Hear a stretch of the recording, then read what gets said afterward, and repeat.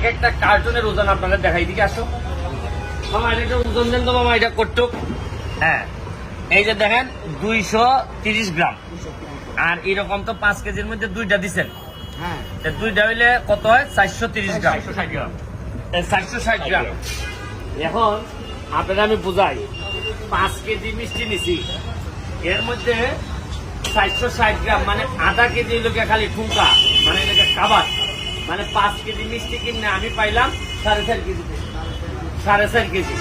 এরা বলে যে কোম্পানি নাকি এটা এরা দেয়, এরাও খুব আরাম পায়, কারণ পাবলিক গড়ে ঠকানো যায়। এই হচ্ছে গিয়ে বাংলাদেশের সিস্টেম।